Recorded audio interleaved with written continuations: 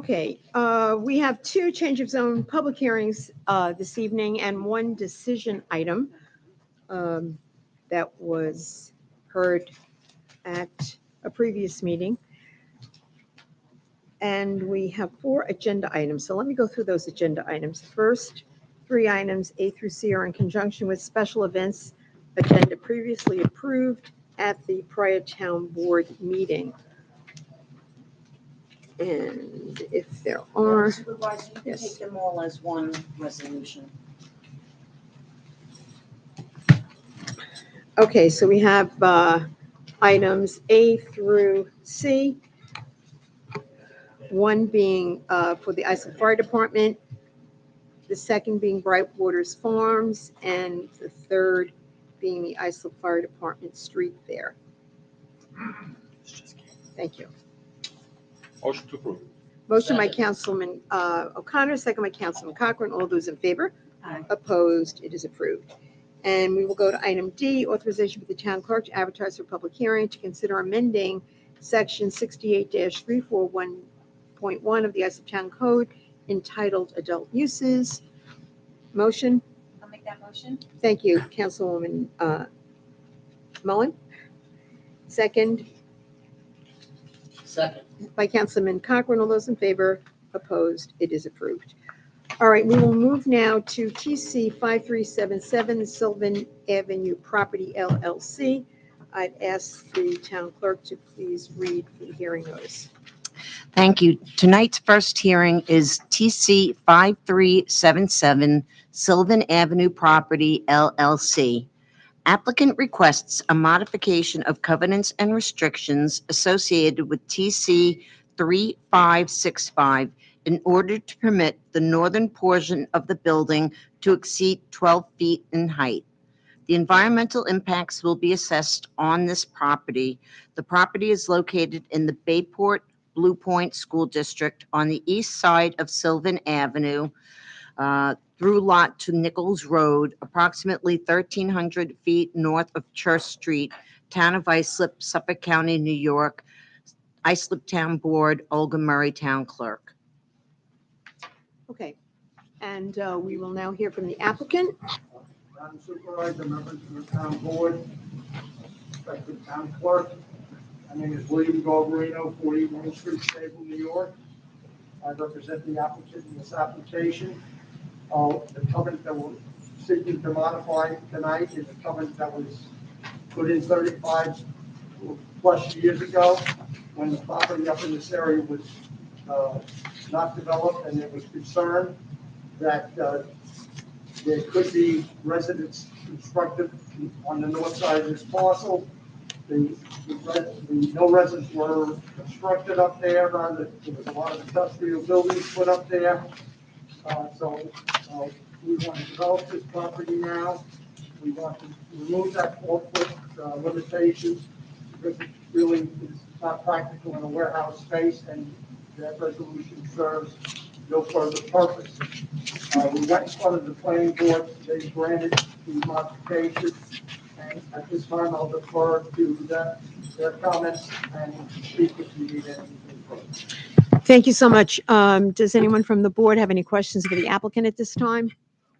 Okay, thank you, sir. Hearing none, I'll ask the department to come forward. Sean, if you would. Thank you, Supervisor Carpenter, members of the board. The department feels that, one, a consistent height won't result in any significant adverse impacts and would actually improve the aesthetics of the building. The requirement for a 20-foot pedestrian buffer from Nichols Road would remain, and that would help screen the building from public view. So we have no objection to the applicant. Okay, thank you. Any questions for the department? No. Okay, hearing none, we have no speakers who have signed up to speak on this particular hearing. Oh, I'm sorry.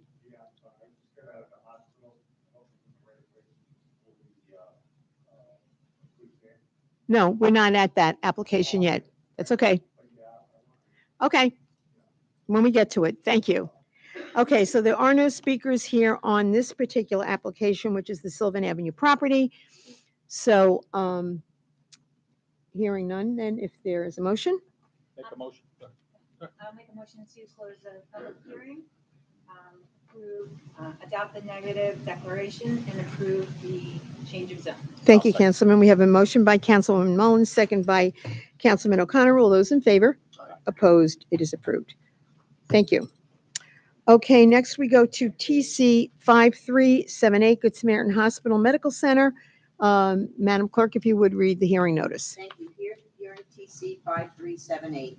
Applicant requests town board approval to construct a 300,000 square foot expansion of a hospital in excess of 35 feet in height, specifically 101 feet, pursuant to Town Code Section 68-185, Section Subdivision B. Site plan modifications are required as part of this application. The environmental impacts will also be assessed on this property, which is located in the West Islip School District on the southwest corner of Montauk Highway and Beach Drive, West Islip, Town of Islip, Suffolk County, New York, Islip Town Board, Olga H. Murray, Town Clerk. Thank you, Olga. You may begin. Good evening, Supervisor Carpenter, honorable members of the town board, John H. Lumber, Harris Beach, PLC, 333 Earl Oak Boulevard, Suite 901, Pavilion, New York, 11553, Ernest McGaffey. Thank the applicant to make this presentation. I'm here to respect the Catholic Health application for special permit approval for building height in connection with the construction of the approximately 300,000 square foot patient care pavilion at the Good Samaritan Hospital campus, together with associated improvements. At this time, I'd like to submit a few exhibits including the record. Okay. You can hand it to the, thank you. With us today for the application, we have Ruth Hennessy, President of Good Samaritan Hospital, who will briefly discuss how this project is essential in providing the health, safety, and welfare of the surrounding community. Joseph Iacono, Senior Vice President, Business Development for Good Samaritan Hospital, will briefly discuss public outreach and its impact on the application. Kevin Walsh from VHB Engineering will briefly explain the site layout and design. Daniel Lincoln from VHB Engineering will discuss the traffic and parking study that was prepared over the course of 2 years and reviewed by the town, its experts, and the DOT. And David to the site, ingress and egress, on-site parking and circulation associated with the project. And David Workman from VHB Engineering will briefly discuss the environmental analysis process. You'll hear from each of these experts later this evening, and each will be on hand along with Chad Narbuck, HBR Inc., project architect, and any questions before the town. As a matter of housekeeping, the affidavit of mailing posting was filed with the town clerk as the first. Wow. To put this project in context, the property is nearly 48 acres. I'm sorry, can you just slow down, please? Because we have a stenographer and yeah, I'm just trying to hear everything you're saying. Thank you. To put this project in context, the property is nearly 48 acres and is on general service C, which is the hospital use as of right. And the hospital has been located in the property since 1969. The patient care pavilion is located directly in front of the hospital's northeast building facade, facing Montauk Highway. The pavilion is generally sited where a portion of the visitor parking lot is presently located. The display parking stalls can be relocated as part of the larger parking lot reconfiguration that was discussed by the Lincoln.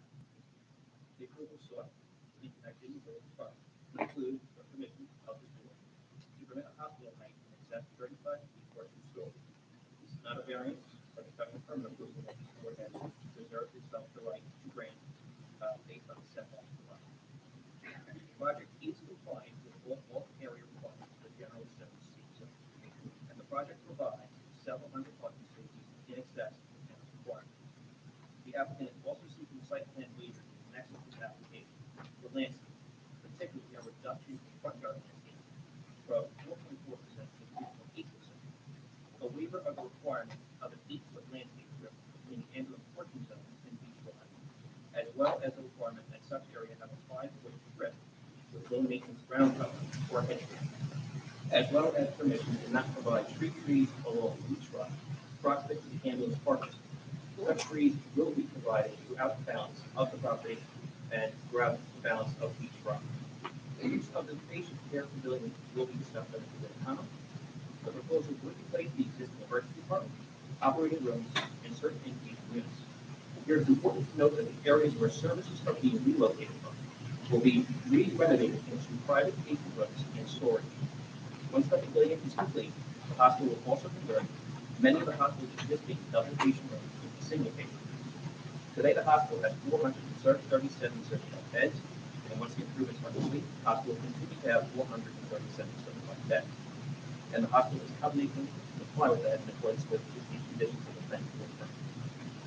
The improvement also hardens the hospital assets by moving its emergency department further away from the areas impacted by Hurricane Sandy, which threatened the hospital had it considering evacuation before the floodwaters receded. Concerning the location of the building, the patient care pavilion was designed to be placed the maximum distance away from the single-family residences that are located to the west of the hospital to ensure the addition does not cast any shadows onto the front. The requested height of the pavilion is 120 feet, measured at 2 elevator penthouses, while the existing hospital is 114 feet. The height is permitted to increase 1 foot for each additional 1 foot, built a setback beyond the typical 100-foot courtyard setback from Montauk Highway, 30-foot setback from each road, as well as side and rear yard setbacks. Here, the first floor of the addition will be set back 151 feet from Montauk Highway and 53 feet from each road, while the existing side and rear yard setbacks are equally maintained, allowing for a maximum height of 109 feet, which the applicant is below.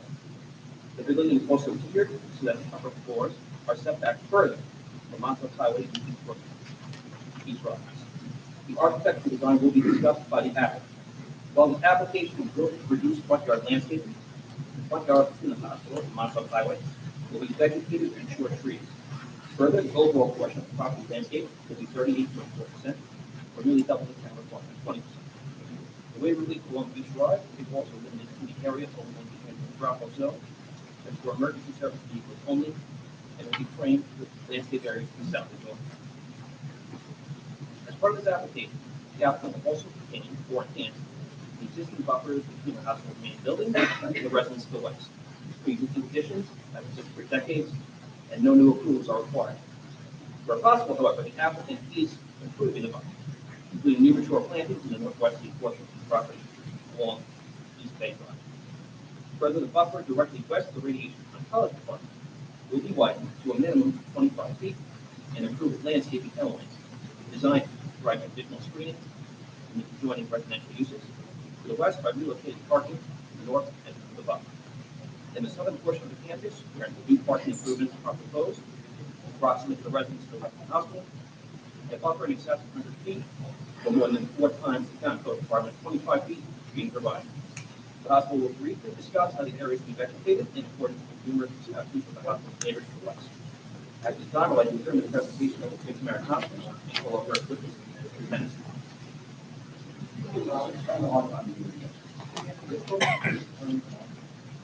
There's no mic. I'm sorry, there is no mic, so you are going to have to just pay attention, and if you could, maybe tilt the podium a little bit so that your voice can project out to the audience, because we'll be able to hear you, because you're close enough. Good evening. I am Ruth Hennessy, the president of Good Samaritan Hospital. I would like to thank Supervisor Carpenter and the board for their attention to this very important project. I would like to acknowledge my colleagues at Good Samaritan and Catholic Health who are here this evening. We have Mr. John McMurray, who is our Chief Operating Officer, Mr. Joseph Liacano, who is our Senior Vice President for Business Development, Mr. Justin Jason, who is our Director of Public and Community Affairs, and we also have some home facility staff here this evening as well. I'm also delighted that we're joined by some of our clinical leadership that include Dr. Johnny Cow, who's our Chairman of Radiation Oncology, Dr. Christopher Rayo, who is our Chairman of Emergency Medicine at Good Samaritan, and also the Chief of Emergency Medicine at Catholic Health. We have Dr. John Hullo, who's our Chairman of OBGYN. Good Samaritan is vital to the community. In our Mid-Island location, we serve individuals from both Nassau and Suffolk counties. We are a tertiary care provider with an active graduate medical education program. We're the second leading hospital in Suffolk County for inpatient discharges. We're the second leading hospital for emergency department visits. We are the only level 2 designated trauma center for both adult and pediatric patients on the South Shore of Long Island. We're the only New York State Department of Health and Joint Commission comprehensive stroke center on the South Shore of Long Island. We have a well-developed cancer institute that has been accredited for many years by the American College of Surgeons Commission on Cancer. We have provided care to more than 3,500 inpatients as well as hundreds of outpatient visits to administer monoclonal antibodies to our emergency department in response to the coronavirus crisis. We serve as a resource for the town of Islip, providing support for various organizations such as Chamber of Commerce participation and many other vital local community groups. We continue to partner with schools to provide scholarships and educational programs. During the review process for the Patient Care Pavilion, we have provided community forums for groups and individuals to discuss the modernization program, take feedback, and amend our plans where possible. Our goal has been to be as transparent as possible.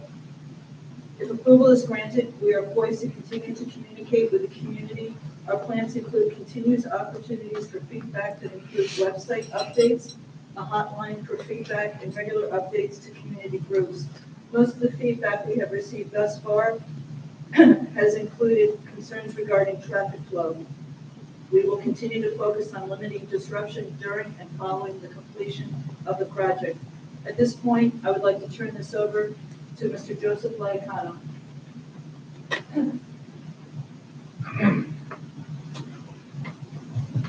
Thank you. Good evening, Madam Supervisor and members of the board. My name is Joseph Liacano, Senior Vice President for Planning and Business Development at Good Samaritan Hospital. First, I would like to acknowledge and thank the many West Islip residents that I've had the opportunity to meet with over the last 24 months as we progress through the planning of the Good Samaritan Patient Care Pavilion. Through many one-on-one, group, in-person, and online meetings, we've received input from our neighbors and incorporated that information into the design of the building and the transformation of the Samaritan campus. That input included building placement, design, traffic flow, and aesthetics. I'm especially grateful to those individuals who invited me into their homes to experience the view of the hospital campus from their kitchens and decks. These visits were very informative as we were able to design a landscape plan to maintain privacy and appealing views while designing the pavilion. If I can draw your attention to board number 1, which is up on the easel there. This is a rendering of the proposed building looking east on Montauk Highway from Keith Lane. The building architecture is based on the notion of enhancing patient experience. The glass gallery at the bottom of the stone base creates a welcoming experience, reducing anxiety and helping to find their destination. We opted for the stone base with intentional window slots. This reflects the strong foundation of the hospital and is reflective of the modern interpretation of an anchor base similar to that of the beacon structures and monuments on the Jones and Robert Moses beaches.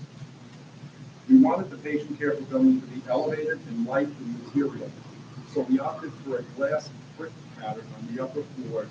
Not only will it enhance the look for decades to come, it is reflective of the modern advancement of medicine. The glazing also helps mirror the surrounding area so it becomes less of a pronounced mass and lighter on the eyes as opposed to something more solid such as brick, or as we made the whole building brick extending from the main hospital. Also, the proposed building is no higher than the existing building, as Mr. Hinkle pointed out. Rather than one tall structure, we were able to step back the building so the upper floors are fixed back from Montauk Highway. This offers a much less imposing structure. No, stick on that. The trees on this rendering are actually drawn to scale. I know it's a little far away, hard to see. Based on the feedback we received from our neighbors, we've opted for mature growth trees to further soften the landscape rather than saplings, which could take years to fill in. We're continuing such plantings throughout the campus to improve the screening for bordering residents to the south on both sides of the campus. So there is a tight planting of mature growth evergreen trees along both sides of the campus to basically improve their view of the hospital and to screen residents, particularly at the south from the new parking areas. Slide number 2, please.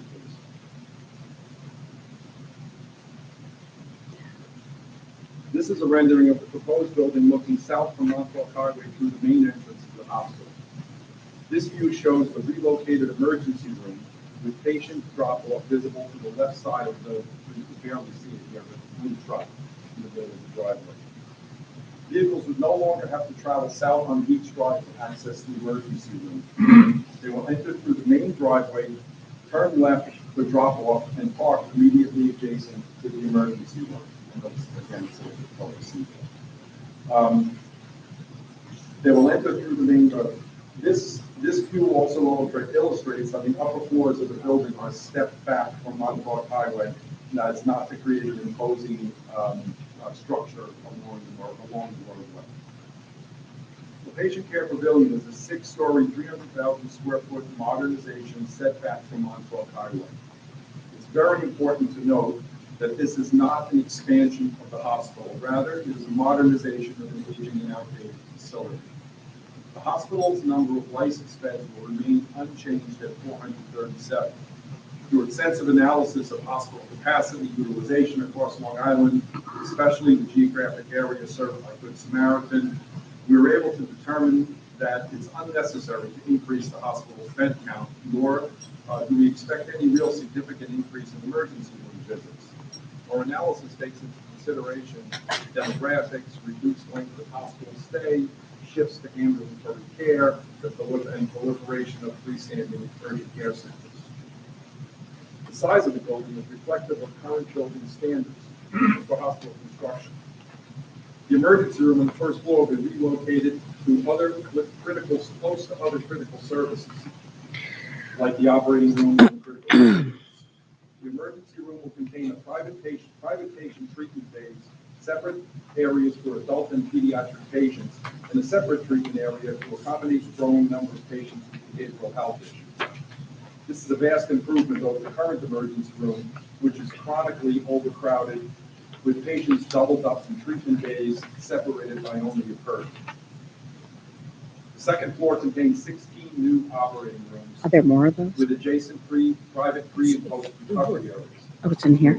Thank you. The new surgical floor will replace the current operating rooms and recovery areas.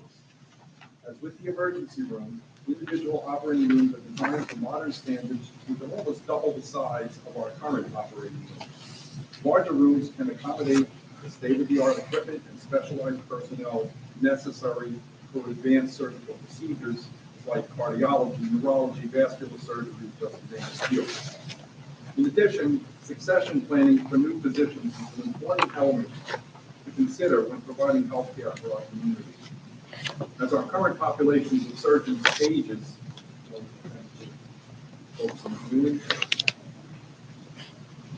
we will need to plan for recruitment of highly trained physicians. A modern, technologically advanced surgical platform is essential to attract physicians coming out of the country's top training programs. In addition to maintaining the state-of-the-art medical care our community deserves, these new recruits will move to the area, buy homes, raise families, all contributing to the betterment of our community. The third floor is an interstitial mechanical floor. It's important to point out that this floor will house air conditioning and ventilation equipment and other machinery typically located on the roof of a building, based on feedback from some of the neighbors and residents. This will allow us to further improve the building's aesthetics with a clean roof line, free of unsightly ductwork and other equipment.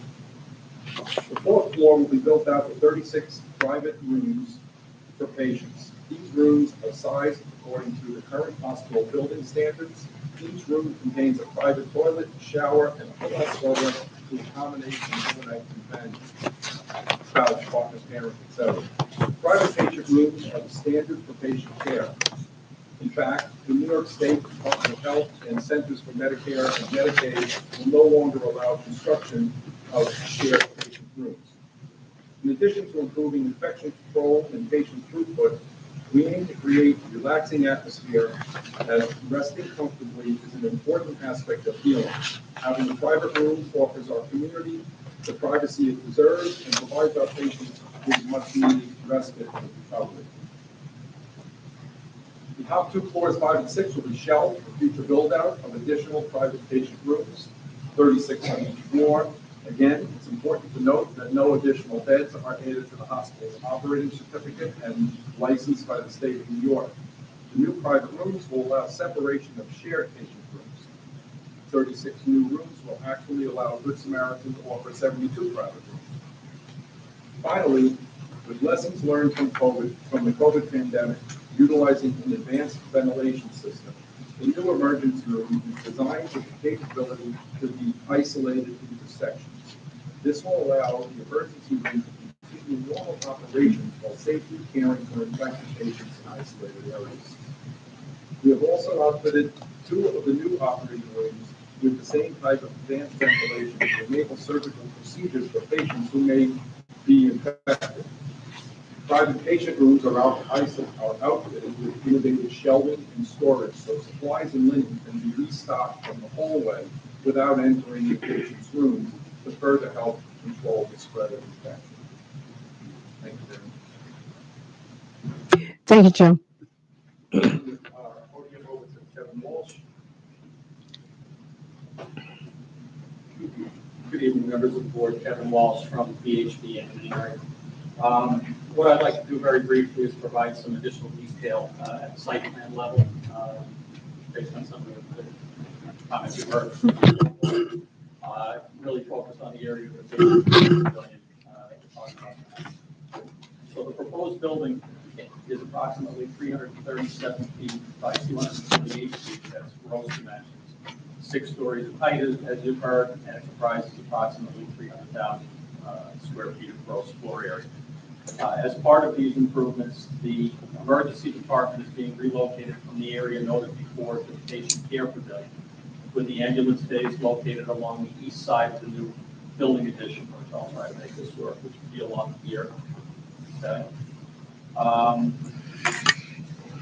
Those will be located along the east side of the new addition, and will also be providing 6 dedicated ambulance bays and an additional separate parking area for police and security vehicles, which is key.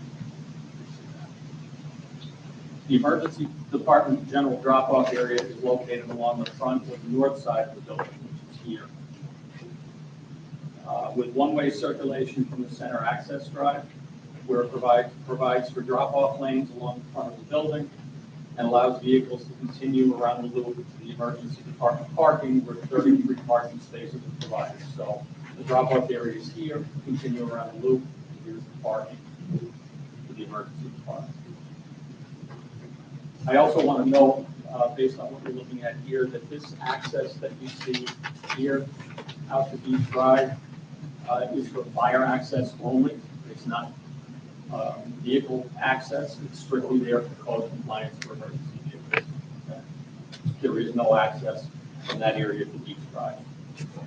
As mentioned, we're maintaining the existing location for center access drive, which keeps the emergency department drop-off and parking, as well as the newly constructed northwest parking area here, and it connects to a new drop-off loop at the main entrance and continues west out to the west drive as it did before.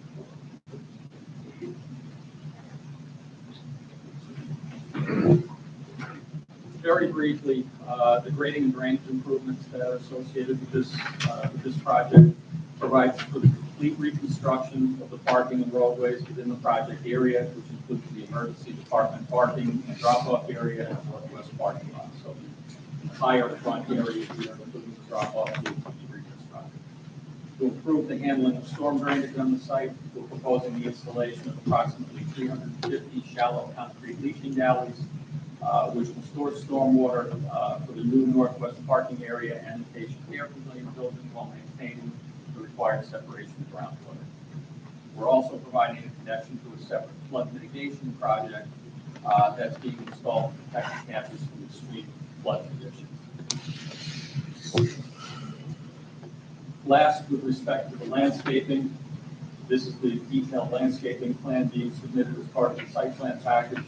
In addition to the mature plantings along the west side of the site noted by Mr. Lloyd, and which came about, as he said, as a result of many meetings with neighbors, the hospital is providing decorative plantings along the frontage and at the entrance points. Street trees along Montauk Highway will be installed in conformance with the site plan regulations determining the location.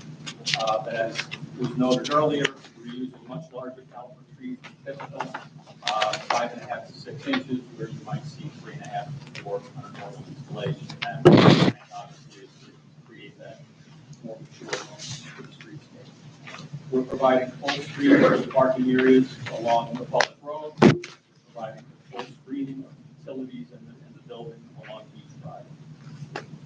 So at this point, I'll turn it over to Dan Winkleman from our office with regard to traffic. Thank you.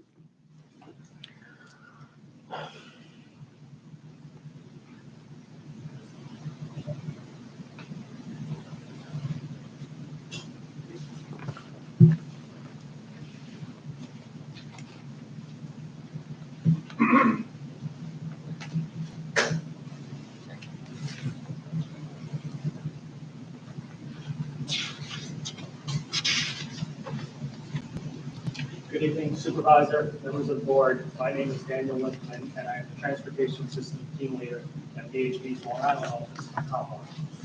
As mentioned by Mr. Angelo, I was retained by the applicants to conduct a detailed traffic impact and parking study to evaluate the potential impacts to the transportation system surrounding the site, as well as the adequacy of the off-street parking provided.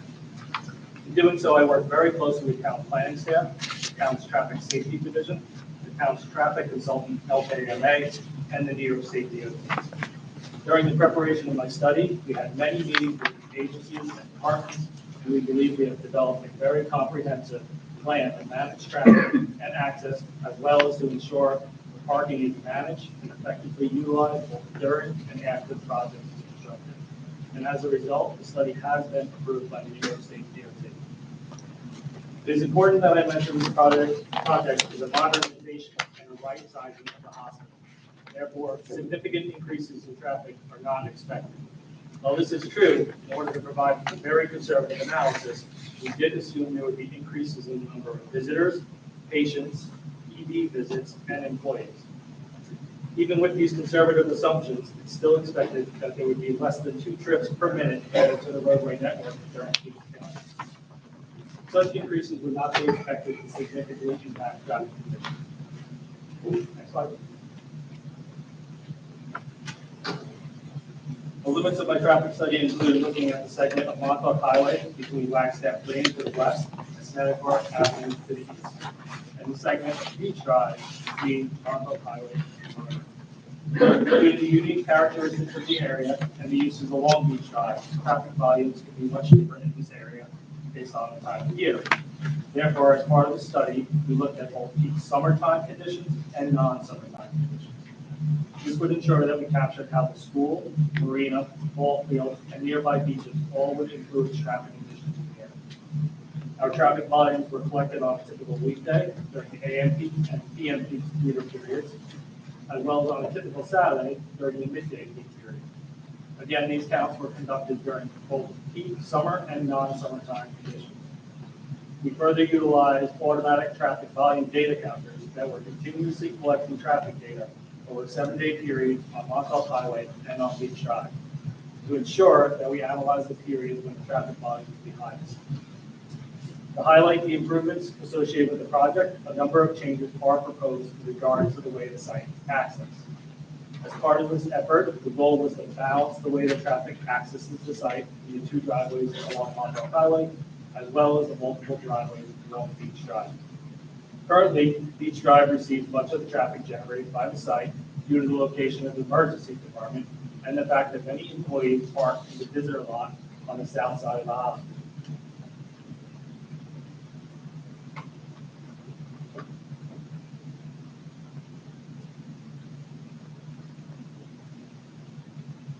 Currently, Beach Drive receives much of the traffic generated by the site due to its location in the emergency department and the fact that many of the employees park on the south side of the hospital, as they show. This is not ideal since the St. John's School, Marina, and Our Lady of Consolation site also use that roadway, Beach Drive, which generates their own traffic, which often simultaneously occurs with the hospital peak traffic.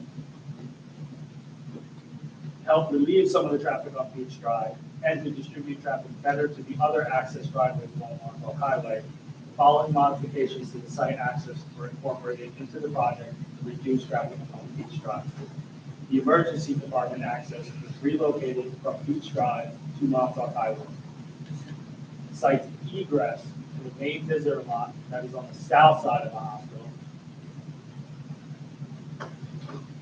would be closed. This would shift traffic this would shift exiting traffic to the traffic signal that is located at the site's most westerly driveway on Montauk Highway. Montauk Highway being here, this being the most westerly access. North is from Floyd. The ambulance access would also shift way to the north along Beach Drive to improve emergency response time and to reduce traffic further south along Beach Drive. These improvements will ensure that traffic is much more balanced between all of the site's accesses and that Beach Drive does not receive the bulk of the site's traffic. This would significantly help during peak periods, such as when the St. John's School has its afternoon dismissal, which also coincides with when the hospital has its shift. Due to the shifts in how traffic will access the site, minor signal timing modifications to the traffic signals at the intersection of Beach Drive and Montauk Highway and Beach Drive and Montauk Highway at the westerly site access are proposed. That being the two intersections that straddle the site. With these signal timing modifications implemented, conditions would be similar to what's expected in the no-build condition, meaning if the project was not constructed. Next slide, please. In regards to parking, there are significant improvements planned for the campus to help manage parking, enhance its utilization, and allocate to specific user groups such as visitors, employees, and physicians. This plan will prioritize the most proximate parking so it's available to visitors. The two primary visitor lots in green on that display, one on the north side of the hospital and one on the south side of the hospital, would be allocated to visitors. There would be gates so that access to them would be limited to visitors and patients, and thus employees would no longer be able to park. The employees, instead, would be directed to park in the most southerly staffed parking lot, which is shown in orange on that display, so that the most proximate parking is available to the visitors and patients. Based on our parking studies, there will be more than adequate parking in that south parking lot once expanded to accommodate. In fact, the hospital has already started implementing gates on campus and has been very effective in shifting employees to park in that most southerly staffed lot. As part of this shift, there are plans to enhance the employee bus shuttle service and to provide 2 additional bus shelters in the most southerly staffed lot. The shelters would be equipped with call boxes to contact security and the shuttle driver if needed. Shuttle service would be very frequent, making it very convenient for the employees to use. Wait times would not be more than 5 to 10 minutes. The existing physicians block, which is on the north side of the campus, would also be relocated to the south side of the hospital and would be just like it is today. It's shown in blue on that plan on the south side of the hospital. In addition to ensuring that there's a good plan in place to manage parking, it's also important to know if there will be adequate parking on campus to accommodate the future parking plan. In order to verify this, DHP performed parking observations of the existing parking plan and did parking projections for the amount of additional parking needed to support the project. To determine the existing parking demand at the hospital's campus, we conducted a parking survey on Thursday, April 19, 2019, pre-COVID, between 10 a.m. and 5 p.m. This time period was selected to capture the typical weekday peak parking demand. During this period, the number of parked vehicles was observed and reported 30 minutes. The observations were done in discrete areas on site as well as the roadways surrounding the campus. Based on our observations, there were 1,494 vehicles observed parked during the peak period, which occurred between 12:30 p.m. and 1 p.m. Based upon information received from the hospital in regard to the number of new employees, visitors, and patients, it's expected that the proposed project would generate an additional parking demand of 34 stalls. To be conservative, though, we've inflated that number to 50 vehicles. The 50 additional stalls needed to accommodate the project within Sections, the future parking plan would be 1,544 vehicles, which is much less than the town code requirement of 1,641 parking spaces. Therefore, a variance is not required. After the project is completed, the site would actually provide 2,035 parking spaces, which exceeds the town code requirement by 394 spaces. Based upon the results of my parking analysis, the off-street parking provided will be more than adequate to accommodate the parking demand for the project. And in conclusion, it's my professional opinion that the project will provide an adequate amount of parking to accommodate the future needs of the campus, and that there would be no significant impact to traffic conditions within the study area, given the recommended signal timing adjustments. And at this time, I'd like to turn it over to Dave Portman to talk about environmental analysis.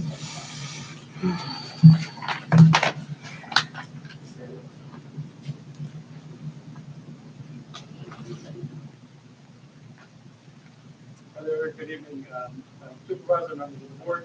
I am David Morgan. I'm the Senior Environmental Manager for VHB, Gulf Pacific Compound. I'll just speak briefly about the environmental review that was conducted for the proposed project. VHB prepared part one of a full or long environmental assessment form as part of the State Environmental Quality Review Act, or SECRA, review of the proposed project. Additionally, an expanded environmental assessment report was prepared to comprehensively address key environmental topics as identified in consultation with the town's planning department.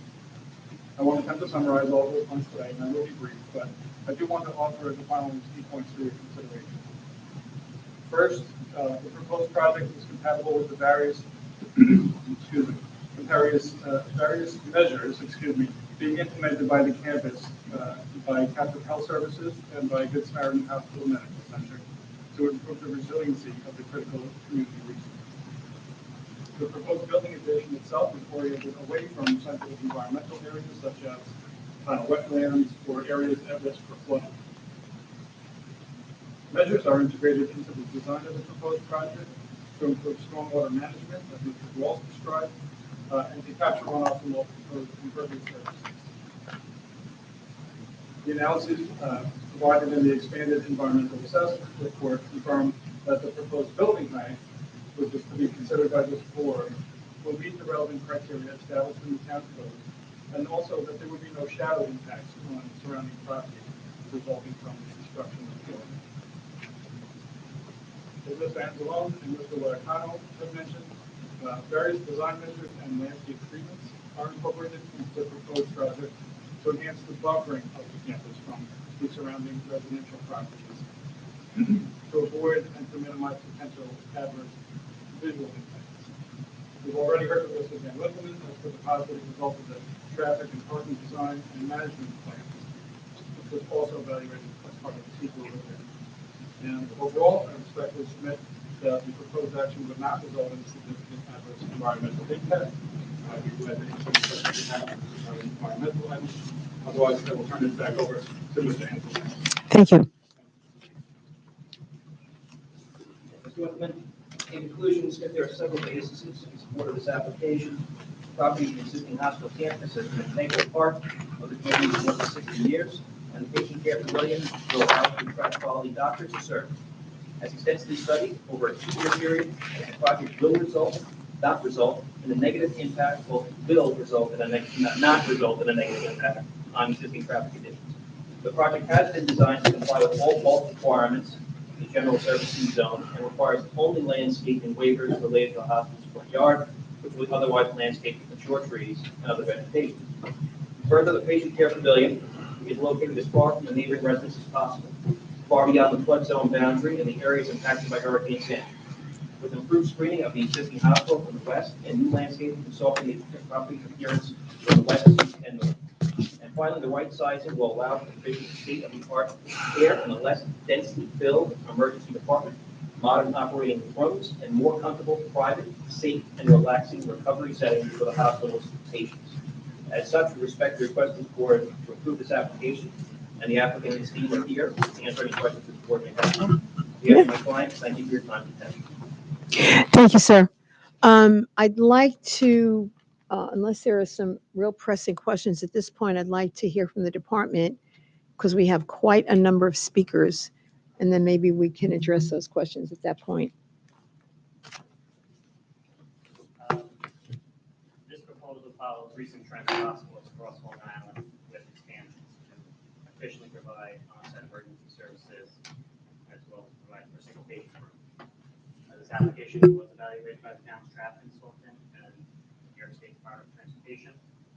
Neither of those felt that the impacts of the proposed expansion would create an undue burden on Montauk Highway and the surrounding area.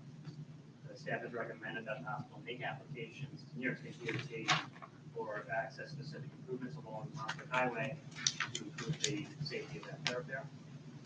Lastly, the expansion does comply with the zoning requirements for the General Service C District. It provides for parking requirements and it improves the access to the emergency. Not a question, but I'd just like to clarify something because you kept using the word expansion, and the representatives from the hospital were quite specific in saying that the number of beds were consistent what is there today. So technically, they're not expanding the hospital. But, okay, so modernization, I think, was the term they used. Okay, thank you. I will go to the speakers, and as I said, we have quite a number of them. Everyone has the opportunity to come forward. We will hear what you have to say. You have 3 minutes in which to do it. Again, because there are so many, you will be timed, and I would just ask that if you're going to be saying something that's already been said before, if you could kind of try to keep it brief. Our first speaker is Steve Castleton.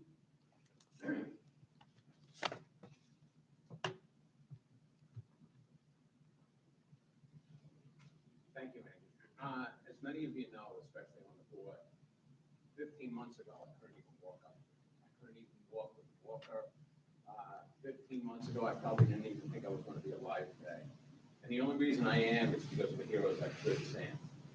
I lived down the block from the hospital, right off Keith Lane. And when I woke up twice and collapsed to the floor, I had no feeling in my lower body, and my leg was actually weaker than spaghetti from Olive Garden. Paramedics thought I had a stroke, so they rushed me to Good Sam.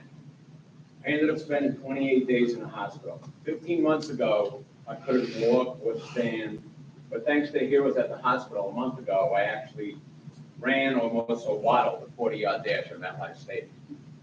No, the Giants didn't try to sign me. They probably should, but that's beside me. Anyway, Good Sam Hospital Medical Center has been verified, as you heard, as an adult and pediatric trauma center. With an emergency department that treats 90,000 patients a year, the most of any facility in Suffolk, this is saving lives. All right, I want everybody here to remember one number: 38 minutes. In my position as civilian aide to the Secretary of the Army, during COVID, I was involved in construction of both the Stony Brook and Javits COVID facilities and the staffing at Javits. So I have a very unique appreciation and firsthand knowledge of what the modernization would mean and why it's vitally necessary. With the modernization, it'll provide 75 bed state-of-the-art emergency department, 36 private rooms on the dedicated floor, space for an additional 72 private homes. And here's a number nobody has talked about. The economic impact to the area is $1.6 billion, not $1 million, $1 billion. That means a lot of money for the pizza places, bagel shops, stationery stores, delis, hardware stores, clothing stores, which means more jobs for the community. It also means, what else? Increased property values. Well, money isn't everything. Remember I said it's around the 38 minutes? Some of our family members, friends, neighbors are alive today because they didn't have to travel 38 minutes to Stony Brook. After 10 minutes without oxygen, brain death occurred. Over 3,500 COVID patients were admitted and over 10,000 COVID encounters into the emergency department were both treated and released and inpatient at Good Sam.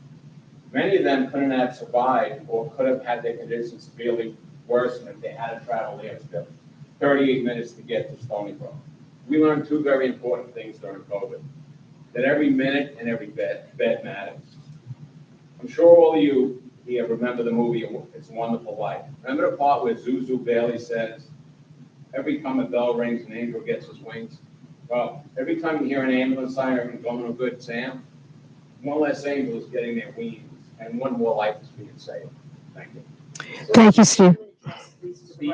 Steve Castleton, 645 Warwick Avenue, West High. Thank you.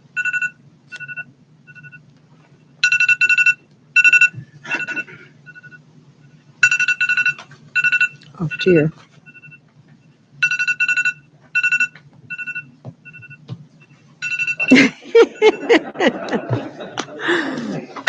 John Villa.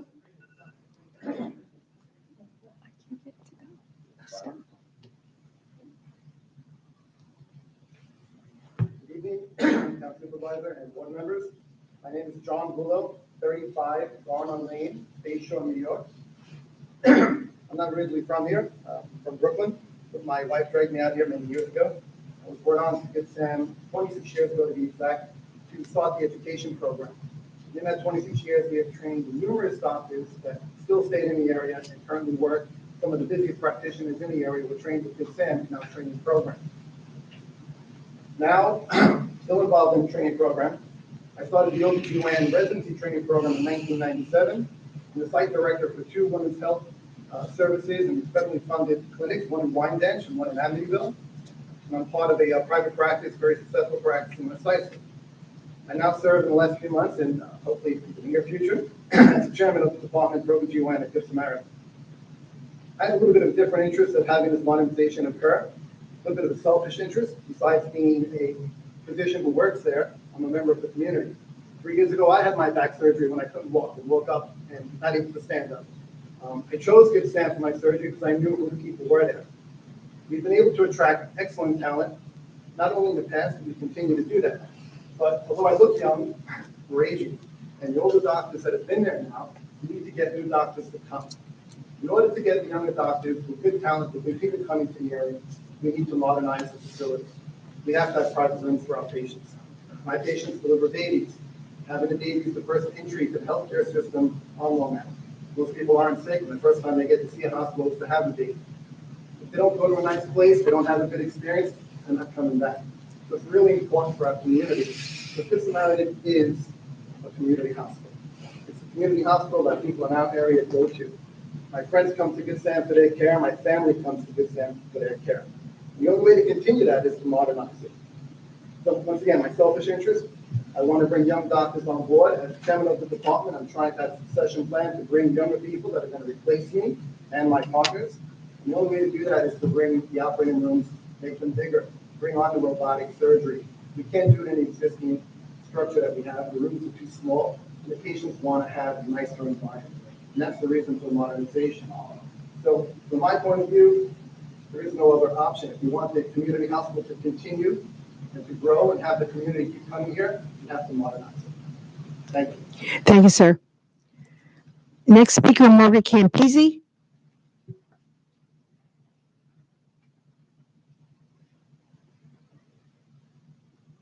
Thank you, Supervisor Carpenter and members of the board. I am going to have 2 points, and I'm going to be fast because everything that I had in my brain has been said already. Everybody has, the professionals have said it more. But I'm Margaret Campisi, 94 Cherokee Avenue on in West Islip. And I can just say briefly as a resident first, and then I want to speak as president of the West Islip Residents Coalition. As a resident, 48 years ago, my husband decided to move me away from my family in Queens, an Italian family that we all lived within 2 blocks of each other, and he moved me out to Long Island with my little 15-month-old. I testified I didn't want to do it. But he said, look, Margaret, I looked at everything. He says, there's 2 factors why I want to move to West Islip. Number 1 is that the hospital is right in our town. Number 2, at the time, 1973, West Islip School District was number 1 in the state. These are 2 factors that we think are going to be great for a growing family. And I'm so happy that he did that, because as a resident, I know that I've been in and out of the hospital several times. We talk about heroes, Good Sam has heroes. Sometimes for good things for babies, and sometimes not. But it's always been a success to me, and the pleasure of knowing like this. You don't have to go 38 miles, and you don't have to go all the way to Manhattan either, because now we have a state-of-the-art hospital that's getting modernized, and now as a resident, this is really exciting. As president of West Islip Residents Coalition, I can never not say how wonderful Good Sam is to our organization. He's there all the time to support us, encourage us, and help us. It gives us a home to run our coalition, and it's become very successful with the help of Good Samaritan Hospital. In 1992, we approached Good Sam and said, we need to get a breast health center here on Long Island, so women who are going to be don't have to go all the way to Sloan Kettering. Well, Good Sam said, you're listening. And they said, this is community, and you're right, we need to do this. In 1992, we started fundraising, and in 1994, we opened up the breast health center. So it was quite an accomplishment that we are very, very, as residents and neighbors, and Good Sam is just so supportive when I do have my fundraisers, and as you know, we have our famous Clan Shuttle contest, and you all come, and it's been great.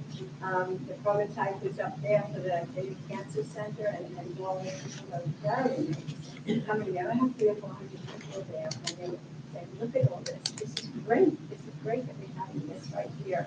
And the greatest part was that the patients go from the doctor to the infusion center and have. You could wrap up. So, we wrap up by saying that the support that the community is getting from Good Sam is invaluable.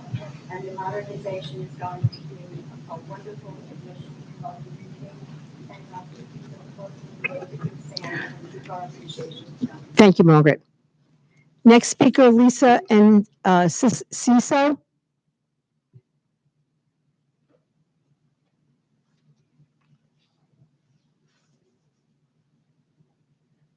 Good evening. I would like to thank each of you for the opportunity to be heard on this issue. In 2016, my husband and I bought one of the 2 single-family houses that are on and directly face Beach Drive. As my family and I are directly impacted 24 hours a day by the operation of Good Samaritan Hospital, the Good Samaritan Cancer Center, and Our Lady of Consolation, I felt it was important to provide some insight not only on our opinion of the proposed plan, but also as to how that plan may address some significant concerns of how these facilities currently exist and operate. During the 5 years in our home, the traffic and congestion on Beach Drive has increased dramatically. Small changes to Our Lady of Consolation, along with the opening of the Cancer Center, has brought increased staff and visitors to the block. In my time at this house, I have been approached in my driveway while putting my children in the car by patients leaving the hospital, seeking money or a ride home. There have been several accidents right on Beach Drive for a variety of reasons. First, there is not a single traffic device between Montauk Highway and the marina, except for flashing lights at a couple of the crosswalks. Second, the current emergency room entrance is in the same vicinity as the parking lot entrances for St. John the Baptist High School and the entrance to their athletic fields. Vehicles are frequently double parked in the street, up on the sidewalk near the emergency room, or idling in the middle of the street while waiting for parking on Beach Drive for the emergency room. Patients and family members often run right across the street without warning, probably because they're seeking emergency care.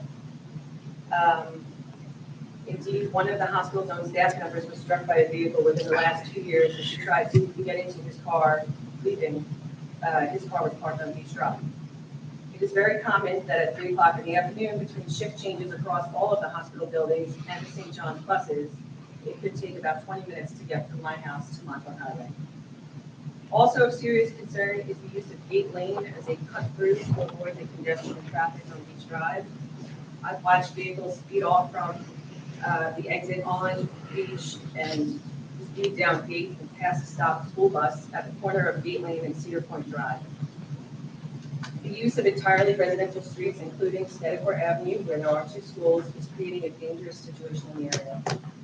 Adding to traffic and noise concerns on Beach Drive is the constant presence of tractor trailers making deliveries to the hospital, the Cancer Center, and Consolation. They begin in the early morning and continue late in the evening. The number of people and vehicles using Beach Drive to access the hospital and its related buildings has caused a large amount of trash to turn up on the street, as well as on my front lawn. Items including used gloves, masks, and discarded food items are commonplace since shortly after we moved in. Notwithstanding all of these concerns, I would be remiss if I failed to mention the efforts of Mr. Liacano, Ms. Hennessy, and Mr. James Ryan. In 2019, I attended a meeting here in Town Hall regarding a variance application on behalf of Our Lady of Consolation.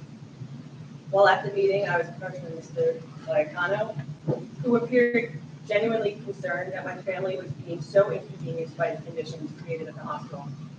He agreed to make several changes that would alleviate some of my concern. I left Town Hall that night with his cell phone number and the promise that this would be the beginning of meaningful conversations as to changes for the hospital to become a good neighbor. In early conversations, I remained skeptical that meaningful changes would occur. However, soon after, small changes, including dimming the lights at the cancer center after it closed, began to appear. Hospital grounds maintenance staff began showing up at my curb in an attempt to keep garbage from accumulating in the street in front of my house. Some repairs were made to the air conditioning system at the cancer center to slightly reduce a loud humming noise that started when the cancer center opened. They continued to look into sound dampening equipment to reduce the noise level even further. Lastly, a temporary barrier was placed in the parking lot of the cancer center to prevent vehicles from cutting through the employee parking to Beach Drive. However, shortly after, it was dismantled. We're not sure by who. I firmly believe that the larger changes that are necessary concerning traffic congestion and the quality of life issues on Beach Drive will not occur as long as the emergency room and several points of access along Beach Drive remain. Moving the emergency room to the front of the building as proposed would remove those seeking emergency services from a partially residential street. In addition, the proposed site modifications that will force both staff and visitors to use West Drive will create some overdue relief to those living on Beach Drive, Gate Lane, and Connecticut Avenue. One more second, I'm sorry. If the board is inclined to deny Good Sam's proposed emergency room relocation, I would request that any such modification to the proposal continue to require the closure of the parking and egress points along Beach Drive. I sincerely thank all of you for letting me speak this evening. Mr. Liacano, Ms. Hennessy, thank you for never once dismissing my concerns, for continuing conversations, and continuing to work together to make changes in the neighborhood. Your genuine care and concern are appreciated. However, absent this large-scale modification, they may not be able to make permanent positive change. Thank you. Please state your name. Lisa Enciso, E-N-C-I-S-O.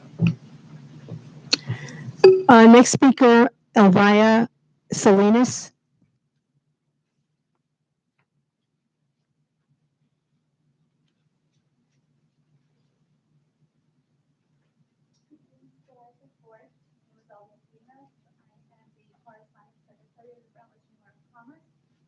I'm here today to let you know that the Samaritan Hospital is an active member of the Brentwood Chamber of Commerce.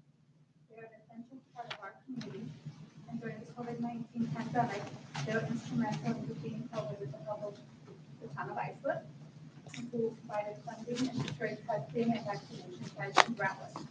Over 76,000 vaccines were given at their Suffolk County Community College site.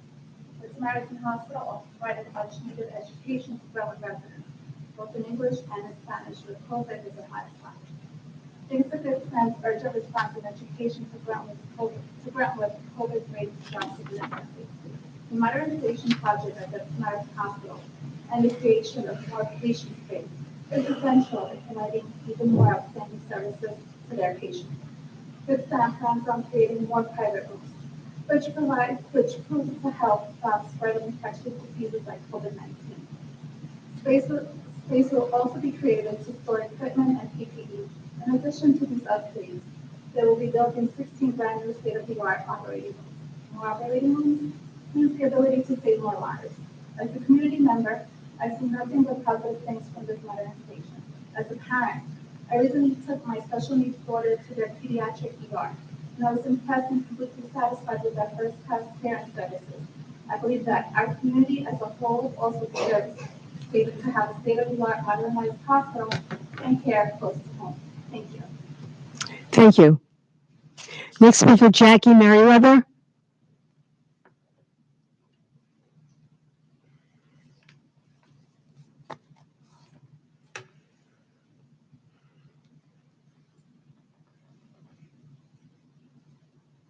Andy and the town and board.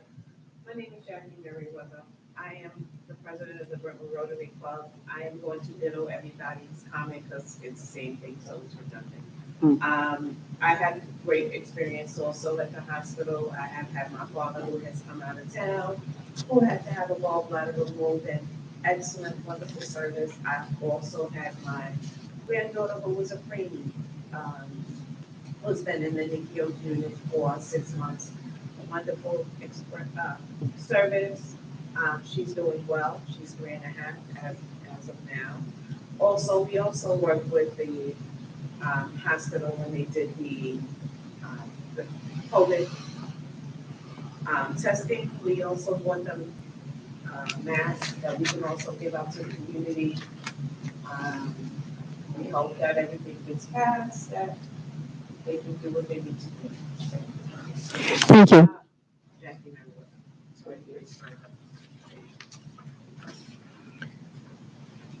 Brian Brannigan?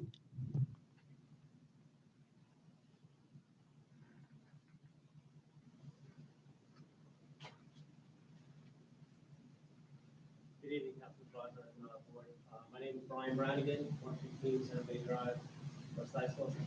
Currently the president of the Baton Rouge Estates of West Islip. We are the only community. I represent 112 families and homes in the only community that directly borders the west side of Pittsburgh Hospital.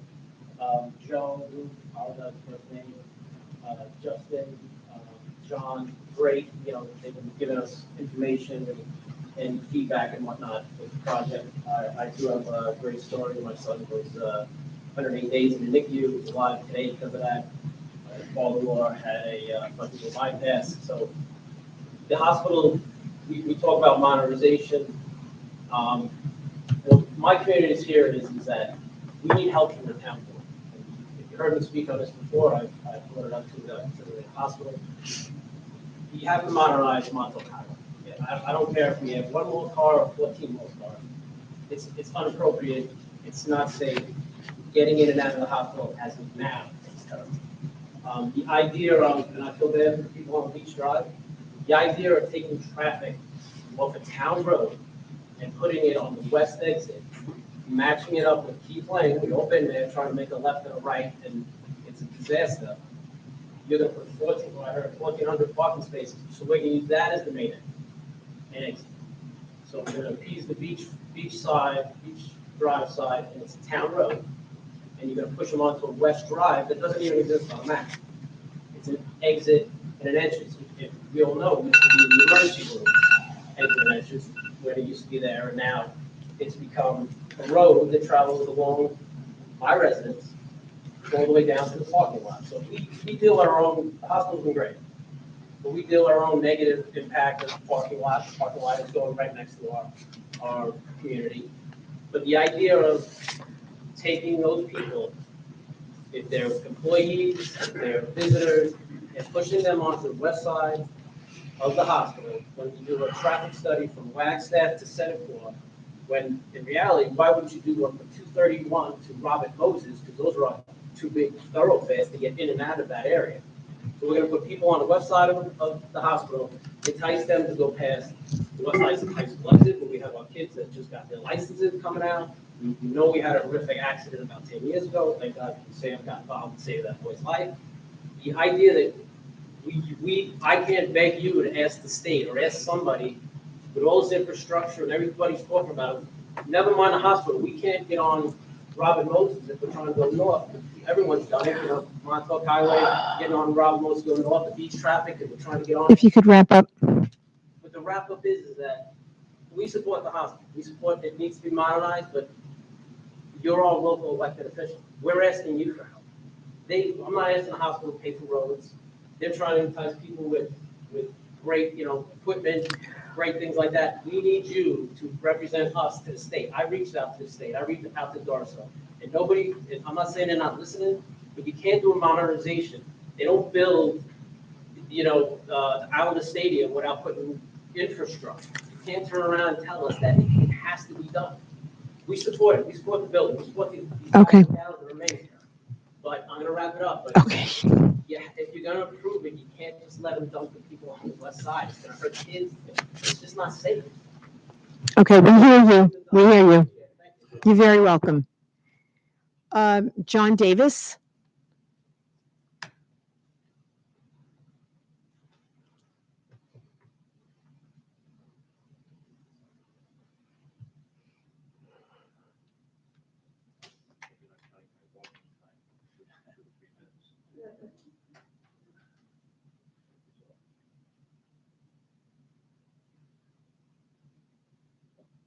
Thank you, Grace. Okay, you're on. My name is John Davis, President of Willets Point Association, PO Box 55, West Islip, New York. Our community actually is located just next door to Mountain Beach Estates Association. We're 2 blocks west of the hospital. And I would also like to thank Route Tennessee, John McMurray and Justin and Joe for reaching out to us, for hosting meetings with us to explain the project, answer questions. It's nice to have a face on such a huge corporation, and I believe their efforts are sincere. We do appreciate that. The thing is, the project, of course, is big. It's imposing. It's happening. At least we feel it is happening. So we'll deal with it. But we as much as we understand the need for it, we've heard some conversation tonight, and I'll add a little bit to it. We have heard of the changes on Beach Drive. The neighborhood there was able to use this influence to get all traffic entering and leaving the hospital off Beach Drive, except for the emergency vehicles up in the front of the hospital. Of course, that's good for them, but not so good, as you just heard, for people living west of the hospital, close to the hospital, where the traffic will be diverted. The traffic studies that we've heard, past 3 hearings, imply that this is not really going to create a major change. The thing is, that intersection, the traffic-led intersection of Brunswick Highway, Keith Lane, and the entrance to the hospital, it is a disaster now. It's been a disaster for years. So we're not making it worse. It's still going to remain that disaster. Traffic expert at one of the earlier hearings said that most of the problems there are due to driver error. Every time we have brought this up at various meetings, we are told, oh, it's a state road. We can't do anything about that. We can't control the state. As if the state were over in Afghanistan or someplace that we can't reach anybody there. We don't have to contact anybody there. We know that the state has their officials here on Long Island. We know that there are state politicians here on Long Island. And we definitely are imploring you, as the previous speaker did, to work with them to change this situation here. This project went from its first hearing, I believe it was June 30 this year, second hearing, August 11, to today's hearing, in a period of just 3 months. Most projects we've been involved take 18 to 24 months. So what we're suggesting, we want to use the same cloud, the same energy, the same influence that expedited this project to approval in just 3 months to get the state DOT to design a real plan to fix and align that intersection. We believe it must be incorporated into this decision, and it must be incorporated into this plan. It must be remedied. It just cannot stay the way it is. Okay. Otherwise, we are good with this project. Thank you very much. Thank you, John. Next speaker, Fred Reese.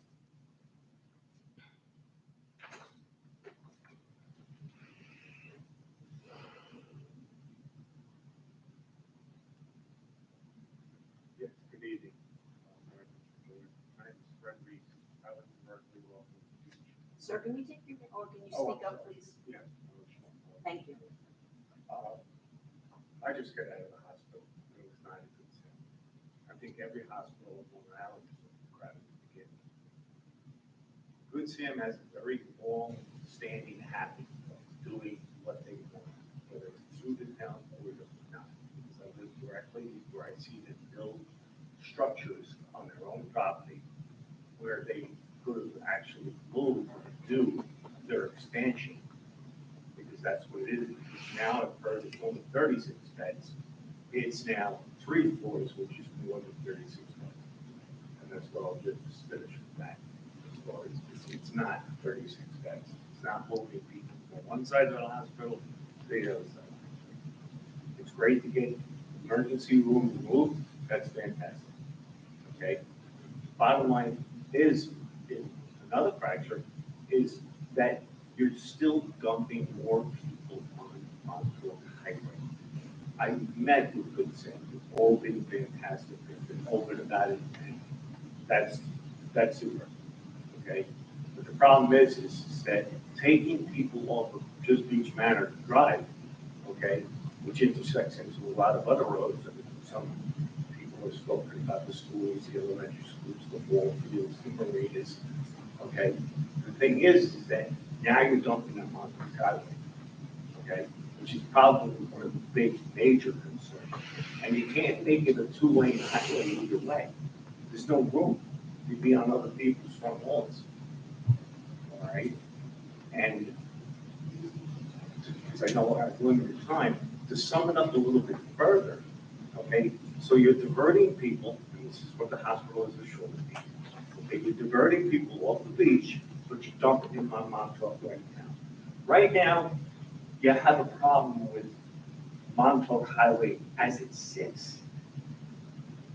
I'm told they're only gonna add 36 more employees. That's impossible. Just by the calculation of the amount of floors, they're not just one floor for one-bedroom rooms. It's now 3 floors, I heard it just tonight. Okay, coming here. And I believe me, I rushed to get here. I just had an ankle endoscopy, and I was rushing to get to this meeting. Because you're still increasing traffic. You have schools all over the place. You have St. John the Baptist. You have the high school. They've been out of their way, and I appreciate some people have had good experiences with the hospital. I have not. They've almost killed me twice by going there. Literally in surgery. If you could wrap up, please. Yes. Bottom line is that they could have expanded this hospital by themselves by not creating pavilions behind their building, and it could have added what they wanted to that existing area, that they've added more, research, stuff like that. Okay. All right. Thank you. That's it. Whatever they do is going to create more. Painting a pretty picture is great, okay, but does it work? Not necessarily the way it is. Thank you, sir. Thank you. Next speaker, Kristen Ludwig.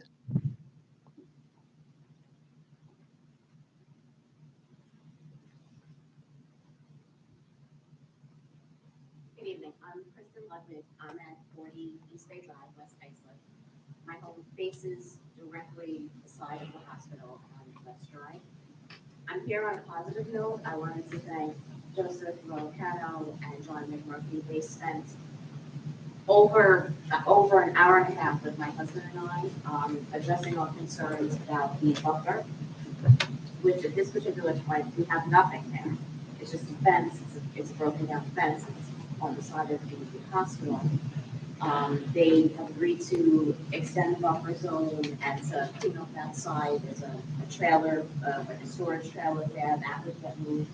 So I just wanted to say thank you. I really appreciate all that they have tried to do. They spent numerous times. They walked us through the site of the hospital, showed us where things were going to be located, and I just wanted to say thank you. I really appreciate it. And they are a great leader to have. I use the hospital, so thank you very much. Thank you. Andrew or Andrea Lawfer.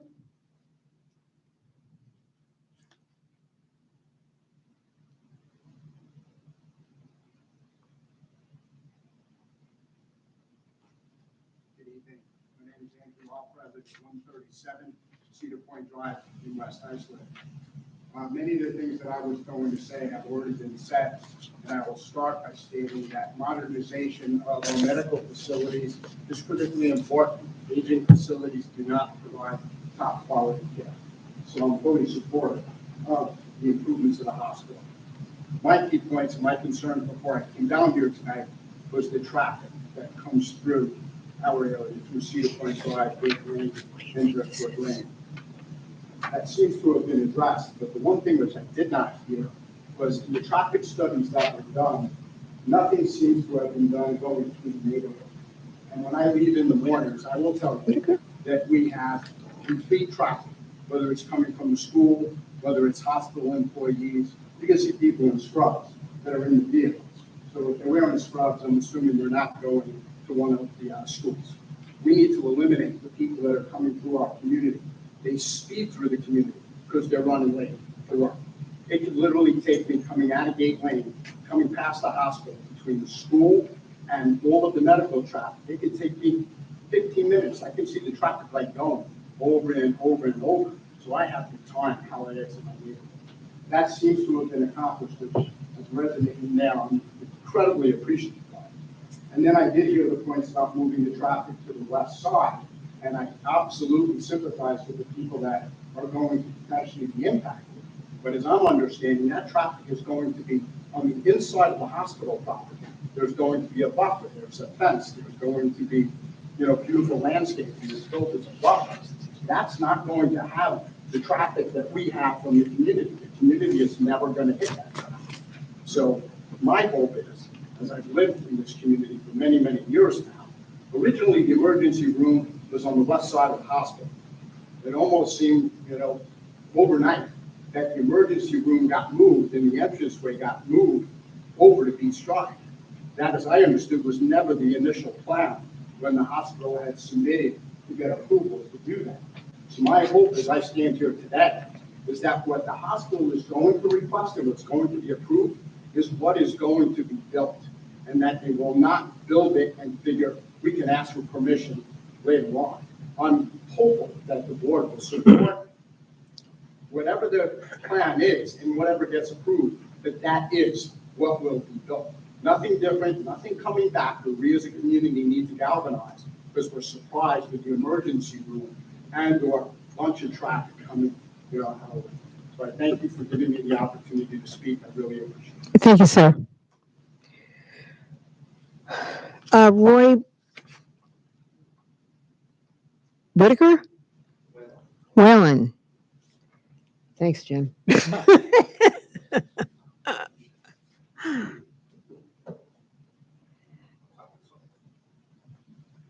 you for allowing me to speak tonight. I appreciate it. And a lot of what I'm going to say, as well as said, to pull on the heartstrings of everyone. The fact of the matter is, my father-in-law, Dr. Good Sam, for many, many years. My wife's a PA for over 30 years. My three sister-in-laws are PAs. My son's in medical school. My daughter's in PA school. I know about modernization. I know the importance of medical care, number one. Number two, so modernization to me, that doesn't really necessarily bother me. The Good Sam people, as I mentioned, have been fantastic. They have been keeping the community. It wasn't like the old times when the PR was switched from the west side over to Beach Street overnight. It wasn't supposed to be moved over there. We tried to find it, but it was too late. So all those things we have experienced as the neighbors on the east side. And it doesn't seem like anyone stood up for us on the Bay Street side when Good Sam was moving their ER. The right thing to do is, I just recently retired from a very large organization, Fortune 200 company. It's up in Westchester. It's right in the middle of a residential area. It's 7 different buildings. It's a Fortune 200, 7 different buildings, 2,500 employees, and it has one road in. It has one road in, and all the facilities are attached to that road, and one road out. It can work, and it's the safest way. You're not avoiding playing at school on the beach drive, play fields, the softball fields, and what have you. So the West Side Drive seems like the safest route for everyone. Solution. My issue is not necessarily with the hospital, it's dealing with the town. If my name sounds familiar to you, Ms. Carpenter, you and I spoke before you got reelected. I told you about the issues on Snedeker and Georgia. Maybe you remember or don't remember. But we had a discussion. The issue is that there was no traffic study. When he said there was a traffic study down in Snedeker, it was on the corner of Snedeker and Montauk Highway, not from Snedeker all the way back. Let me give you the facts. You have 5 intersections. You have 2 schools. And there's not one stop sign or anything to stop that traffic that's over half a mile in length. The main part of the campus of Good Sam is our residential area. It's not necessarily Montauk Highway, Constellation Only Cancer Center. So if anything, like I said, the hospital is important to us, no doubt. But there has to be a traffic study done in that residential use area, just east. I've been asking for this. You promised me when we spoke, this property would be done. And he keeps on getting back and forth. Last issue, those crosswalks. I think you said those crosswalks on Beach is a distraction. It's an accident waiting to happen. You told me when we spoke that it was for the students. I have not seen one student. I'll ask every resident in our neighborhood. There's not one student that crosses there. That's a privileged parking lot for Good Sam. And I don't know why they should be privileged and we're not. We have to put up with a traffic with flashing lights and crosswalks right by where the freight goes in. And it's an accident waiting to happen because half the time when people, If you could wrap up. They step up the crosswalk, you can't see them with all the freight trucks and what have you. So those are the two major issues. It's more of a town of Islip issue than it is a hospital issue. They've done their job. But please do some kind of study, understand it, and try to change it. If this is going to be accepted. All right, thank you, Mr. Allen, and I have made a note on that request for the traffic study. Thank you. Next speaker, Richard Thompson. Good evening, Supervisor, Town Board. Thanks for listening. Richard Thompson, I live at 455 Bay 4th Street, West Islip. I've lived there with my family since 1997. My youngest son was born in Sam. My wife, Beth Loffer, her family moved to the town in the early 60s. In their 60 years, she and his brother were born in the Good Sam. Mr. Brannigan's point about Montauk Highway, no matter whatever you do at this hospital, that road cannot accommodate the traffic. It has to be wide. That's the first thing. You've got to do something to accommodate the traffic. Second point, I understand the traffic burden that's borne by the people on the beach streets. It's not fair. But it's a hot potato. And you're taking the hot potato, now you're tossing it over to the other new driveway over at the west end.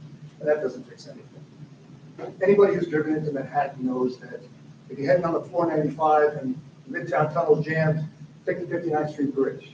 Go south, take the Manhattan Bridge. There's options. You can't have one way in, especially if you're going to expand this hospital. And there's really not going to be substantial additional traffic. I don't know why you need more parking spaces, but that's another matter. You want to maximize the driveways. If anything, create flow. Make the west driveway the entrance and make the exit on Beach. Or make the Beach entrance only for doctors and employees so that they come through those neighborhoods and hopefully they'll be good neighbors and not speed through those neighborhoods. And they can access those the parking lots. And then that way you limit the traffic on Montauk Highway. It sounds like you got the emergency room out of the way coming out of Montauk Highway, which is a great thing. But really, the only benefit of the plan now with traffic is St. John the Baptist High School, which is a total mess, the traffic coming out of there. And I think somebody mentioned the high school traffic at Barberry. In the morning, you can't even get to the high school from our neighborhood. We're in the Pavilion Beach Estates where Mr. Brannigan lives. You can't even turn there. And we're not even allowed to turn left, I don't think, coming out of our neighborhood. So just in short, Montauk Highway's got to be expanded. You know, years ago they expanded it. They made two lanes and they had a turning lane. You probably should have made it just 2 and 2. But the traffic, don't just pass the hot potato around because nobody's going to be happy. Maximize your driveways. You've got 2 entrances on Beach now, I believe. The front parking lot, the back parking lot, in addition to the ER. But now the ER is in the front. So you have 2 there. In the front, you've got a main entrance and you got the west entrance. So you got 4 entrances and exits right now. Why would you make it just 1? And as far as traffic safety, that west exit, 8 years ago, I was in an accident there. I was heading west with my son. The light turned green. I headed west, and a nurse coming out of Good Sam ran the red light, smoked me, knocked me unconscious, and I have some permanent injuries from that. So the idea about being good neighbors, I mean, everybody's kind of guilty of that, speeding and rushing to make a deadline. But that's all I have to say. Thank you very much. Last speaker, Lorraine Pace. I just had surgery on it. My name is Lorraine Pace, 204 Pace Drive South. I'm a breast cancer survivor. for 30 years and founder of the West Side Breast Cancer Coalition in 1992. I have it written down. So, but I want to thank you for having me here today. I would like to tell you a little bit of a story about being an activist. Thanks to the support of my family, my husband John, and my family, and the support of Good Samaritan and friends, we were able to do the West Side Samaritan. The media covered it, TV covered it, and radio covered it. I graduated from the West Islip class in 1959, which was the first graduating class to go into 10th, 11th, and 12th. And that same year, we welcomed Good Samaritan as a community hospital. Very happy about it. And then in 1959, I chose to see the same in my team. I should have had my presence. Well, anyway, we shared every time we have a fundraiser or something with the high school, we share it with Good Sam, and they support us. And they've been very, very great. When I was diagnosed, I wanted to know why I had so many friends in West Islip with breast cancer, 17 of them. And then I realized that I lived on a dead-end street, and the majority of the women also lived on dead-end streets. And that's when I spoke to my husband, and I wanted to do a survey, and the doctor approved it. And I said, what should I do? He said, go to the Chamber of Commerce, the president, and see if she could help do this with you with the service. And I went, and that president happened to be Angie Carpenter. And she then in turn sent me to Good Samaritan. Good Samaritan Hospital, Ted Schiebler, who was head of PR. He in turn thought it was a great idea, and before you know it, the mapping took place. The first week, we got a 69% response rate, which was unbelievable. And then after that, there would be people calling from different towns, Babylon, West Islip. Then it was national. Everybody wanted to do the mapping. 60 Minutes from Australia came, did a story, national newspapers, Scientific American wrote a big story about the mapping. And then it went on and spread all over. So from West Islip to here, it went worldwide. And I thank Good Sam, and I thank you for inviting me here today. And one other thing, also, now we are looking to get support for prostate cancer. We need the activism and the support that we had for breast cancer. And thanks to Good Sam for lighting the building blue for September, which is prostate cancer awareness month. Thank you. Thank you. Okay, that concludes the speakers. I would just ask a representative from the applicant to come forward if you want to address any of the points in particular that you feel you might not have addressed in your very thorough presentation, but if there is something. Thank you, Madam Supervisor and Board.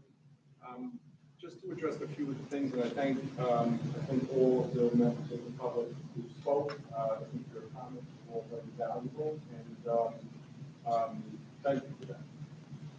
So just to be clear on a few points, as I said before, and I know as others have stressed, this is not an expansion of the hospital. This is a modernization of the existing facility. We have taken great strides to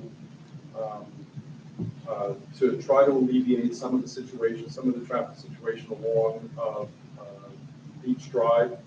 The new plan, the proposed plan, eliminates egress out of the hospital onto Beach Drive.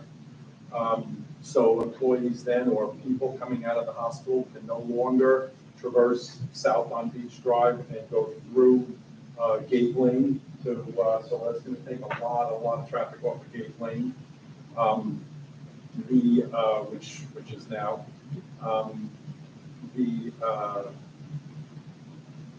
the parking or the employees crossing. Two people have been hit by cars going to St. John's. One was a nun, lived across there.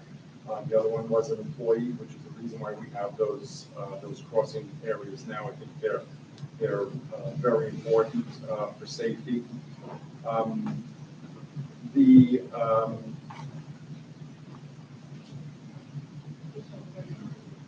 additional parking thing.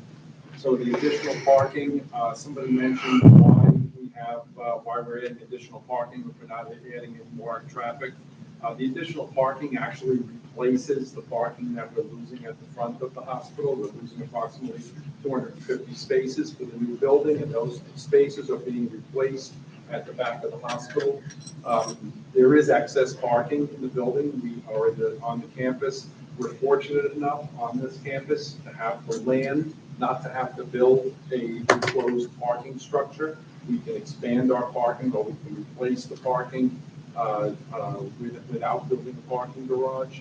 The additional parking or the excess parking that we have will actually allow us to stage the construction of the building, right? So we can utilize that additional parking during the construction and phasing of the construction project. I recognize that there is an increase in traffic over to Keep Lane and West Drive.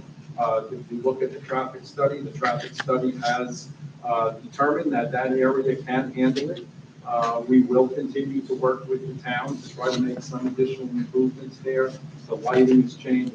The light has changed. They're looking at different options along there. But essentially, with the hospital not growing and with the hospital not expanding its beds or really its volume, the number of cars accessing the hospital is essentially the same. With some cars moving towards the West Drive, and that's been determined by the traffic study that we're able to handle. As far as the traffic study handling or looking at Gate Lane, we did study the traffic coming out of Gate Lane, which made an inference to the amount of cars being cut through. And as I said, that traffic will be greatly reduced with the lack of egress along onto Gate Lane from the hospital. In other words, coming out of the hospital and going south. In addition, somebody also mentioned the notion of cars, mainly police cars parked with their wheels and blocking the sidewalk on Beach Drive. We have added to the new building configuration up at the north side of Beach Drive with the ambulance entrances. There is specified parking off of Beach Drive for police cars. So it's convenient parking for them. They can pull right up to the emergency room, and they have an entrance to the emergency room right there. So they no longer have to put two wheels on the curb in order to access the emergency room. Another important aspect of the configuration is that the ambulance bay is built so that none of the ambulance maneuvers are taking place on Beach Drive. So when an ambulance moves into the ambulance bay, they do some of their backup maneuvers on Beach Drive and impeding traffic that way. In the new configuration, all of those maneuvers that the ambulance makes, they pull into the ambulance bay on hospital property, they back into the space, and they can pull right out without having to impede any traffic onto Beach Drive. Happy to answer any other questions. Okay, does anyone have the board, on the board, have questions at this time? Councilman O'Connor? I heard something that was a little inconsistent, so I need a little help with it. One of the things that I heard was the hospital started the outreach on this project with the community, including meetings in this room back in, I think somebody said 2019. So 2018, and I heard a lot of people talk about all of the outreach and the meetings that you've done, and yet somebody else came up and thought that this process had somehow been expedited over a period of 3 months. So you've been working on this for a period of 5 years? Yes. Okay. All right. So that was a little inconsistency there that I just needed to clarify and help myself with. You heard from our town planning department, and Sean's comment was, we're encouraging the applicant to work with the state and work with the town to encourage the state to fix the traffic conditions on Montauk Highway. I think I tried my best to write it. I'm not a stenographer, but I tried my best to write it down. It said, to seek state approval to make necessary changes to Montauk Highway, which will make Montauk Highway safer. And obviously, Sean's comments were consistent with some of the public comments we heard. So there is a traffic condition on Montauk Highway. As the father of a 2011 St. John the Baptist graduate, I can attest to that from personal experience. And you will work, like Sean says, with the town to try and encourage the state to correct some of those problems. Exactly. That's built into the covenants on this project. Terrific. And then the last question I had was addressing the hot potato issue.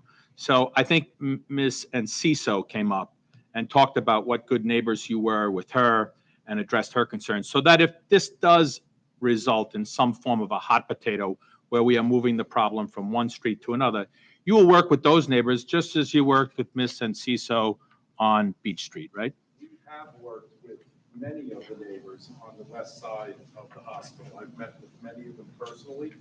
I've gone to their homes, sat in their kitchens, sat on their decks, looked at the hospital, talked to them about what aspects of this modernization project that we can lessen the impact on that community. And we've made a lot of changes to the facility and to the buffering and to the traffic flow there, and I've even taken neighbors from the west border of the hospital and brought them over to the area of the employee parking lot to see how we can see their houses from that side of the parking. Ms. Ludwig, we met with them just about a month ago. We looked at her driveway. We could see a clear view right to the hospital from her driveway. Yesterday, we planted mature growth trees there to block that area. My approach to this is to not talk so much about what we're going to do, but be able to talk about what we've already done, just to demonstrate the sincerity that we have to work with people and try to alleviate any burden the hospital might place on the surrounding community. So yeah, we're going to continue to do the same thing as we've done before, and I think we've demonstrated that. Thank you. Any other questions? Yes, frequent user of the hospital. 19, my mom, December of 19, got operated on. Great staff, right over to rehab into Constellation. My concern, and now she's going rehab into the radiation.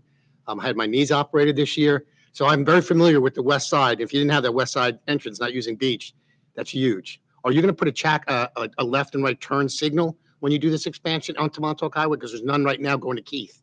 I can defer to the traffic consultant, but I know that the lighting, that traffic light is changing, and there's also a change in the crosswalk with one of those timed crosswalk lights, right, that counts down in order to make safer but as far as the turning light, I'm not sure. Okay, a follow-up question with that. Go ahead. Yes, there'll be separate left and right turn lanes now. Right now, it's not striped that way, but now there'll be a separate through and left turn lane and a separate right turn lane when exiting the campus. Because that is, as I said, I'm turning to go to Bay Shore, so it's easy right-hand turn, but the residents turning, going west on Montauk Highway, I see what the residents are saying. It is an issue. It is going to be differentiated between one another, and it will be lengthened so that the queues will be accommodated all on site, and where all the traffic is going to be maintained on site. And the other thing, thank you, because that's what I want to hear, because that when the Montauk Highway, I know there's hard stuff to do on that, widening or whatever, but your entrances on the main and this one on the west side really have to be accommodating for people coming in and out. So an important thing to point out, just to add to what Dan is saying, is that West Drive is actually being widened, but widened to the east to the hospital side. Okay. And we're adding a turning lane, actually 2 turning lanes, right? So right now, part of the problem there, and I drive out of there every day now, part of the problem is there's really only one lane coming out of there. And then you kind of make a right turn lane on your own by just pulling in and taking up that space. I have a pickup truck, so it's not always possible to do. But then we have been able to widen that to the east to add turning lanes. And if there was a turning lane there, that left turn onto Montauk opposing Keith is going to be a lot easier than with no turning lanes. Right now, you come and you kind of don't know what to do. You know, you kind of get eye contact with the person coming out of Keith Lane, and it's a little bit of a difficult maneuver. But It is. with a turning lane and the light, you'll be able to make that turn definitely safe.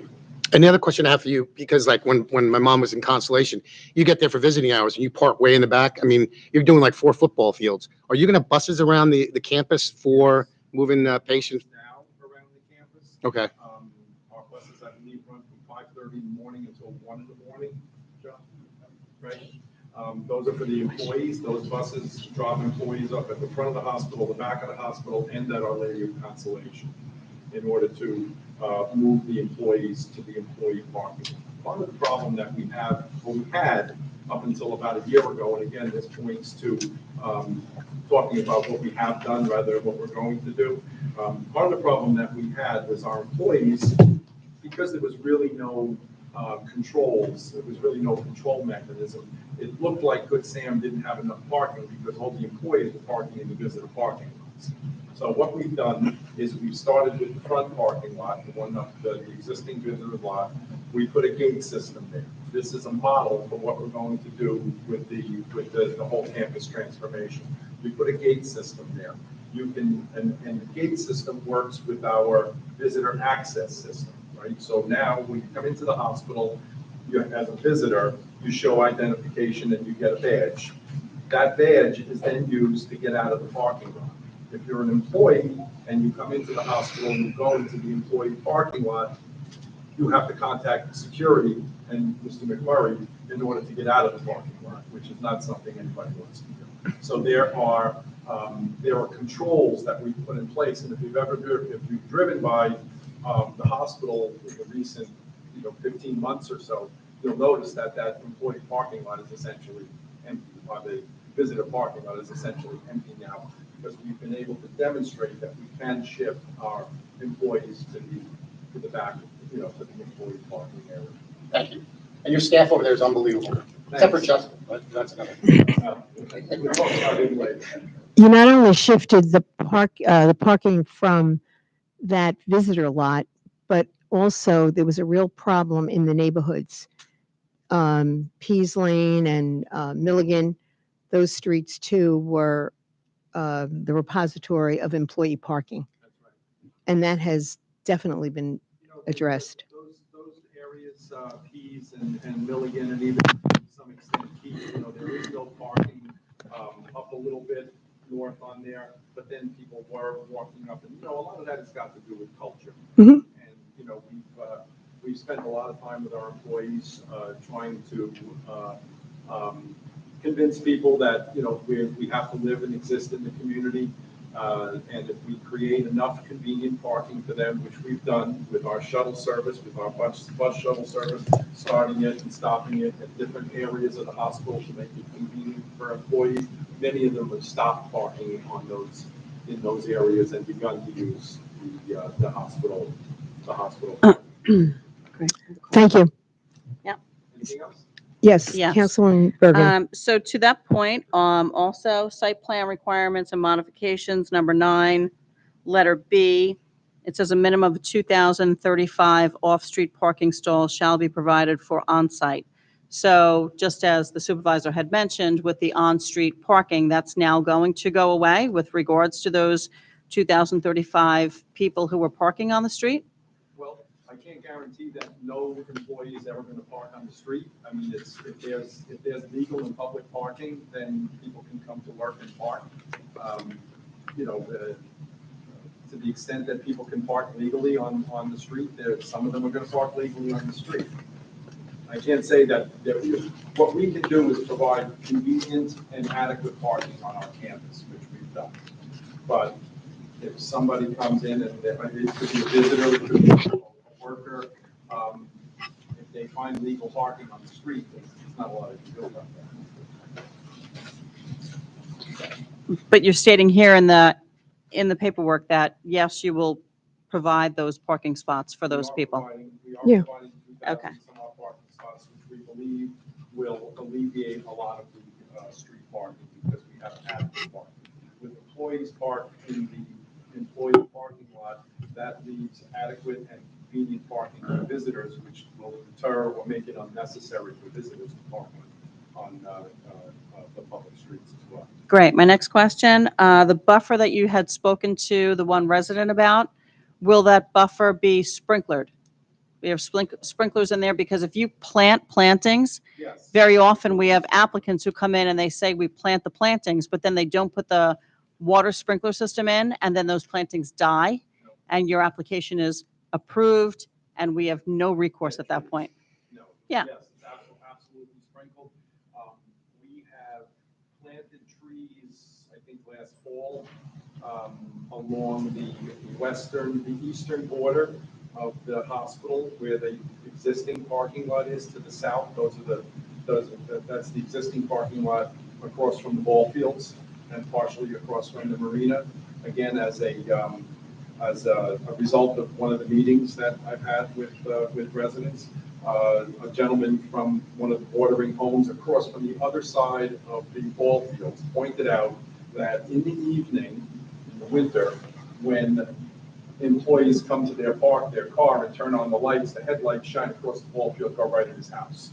So what we did was we bought, I think it was 24 18-foot tall evergreen trees. They're called green giants. We planted them, and we also extended the sprinkler system to ensure, planting those trees is a big investment. It's one thing to plant little 6-foot saplings and not put a sprinkler system in, but planting an 18-foot tall evergreen tree is a big investment. And yes, of course, we would have to put a sprinkler system in order to protect that investment. Great. So as long as we have that on the record with the stenographer that there will be sprinklers there. The parking lot along the south shore of the property, are you encroaching on wetlands there, or you're not dealing with wetlands? No, the wetlands, we are, if I remember the number correctly, we are about 300 feet from any wetlands. Okay. That's already been reviewed by there's wetlands, and then there's a sort of a non-encroach border there, and we're well behind that. Thank you. I have no further questions. Thank you. Sean, if you could, Mr. Iacono, don't go away, but Sean, if you'd come forward in case anyone from the board has any questions for you, for the department specifically, because I do believe Councilwoman Mullen does. I have a question for Sean. One of the speakers brought up an issue that the emergency room right now, according to the plans, is in the front of the building.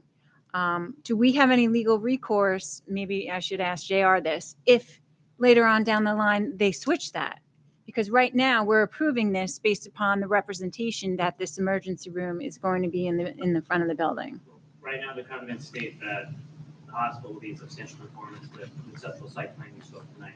If they were to relocate that, in my opinion, they would have to come back before the board. Okay, thank you. And just a follow up to that, those plans that are approved will, if they are approved, will be inspected and will have to build to the plans. Right.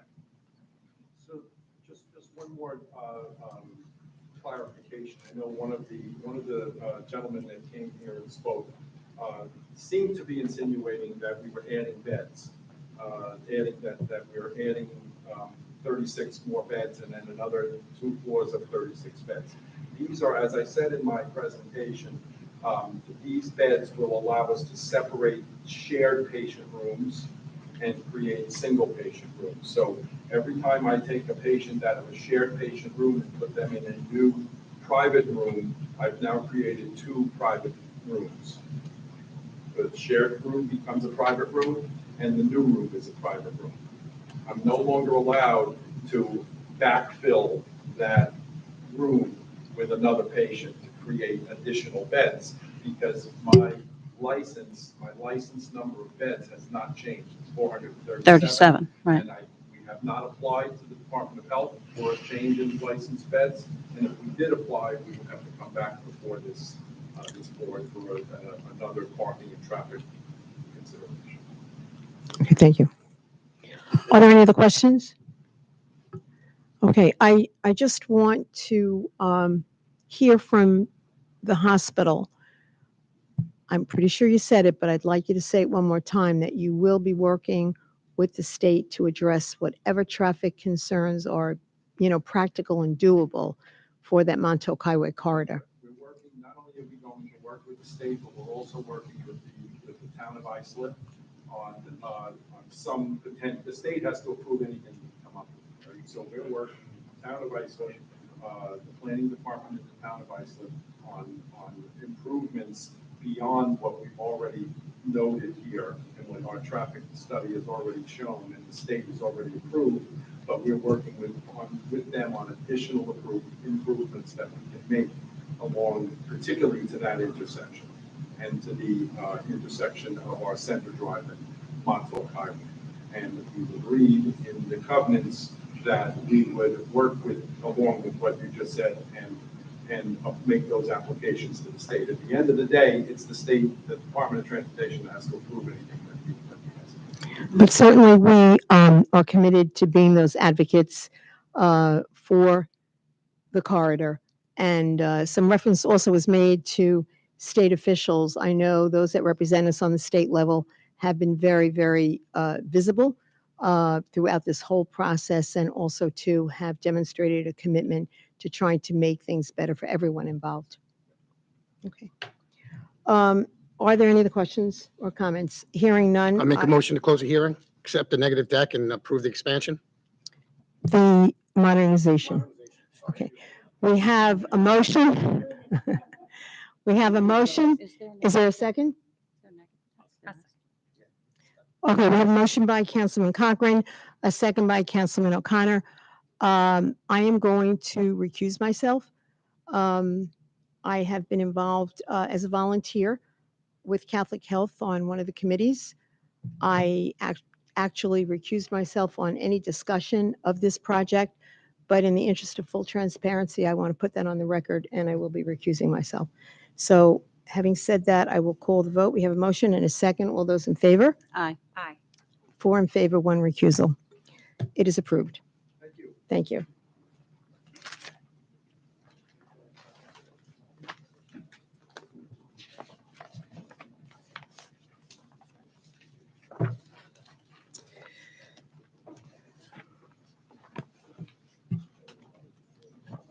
And I thought this was going to be a quick hearing. It's a long night.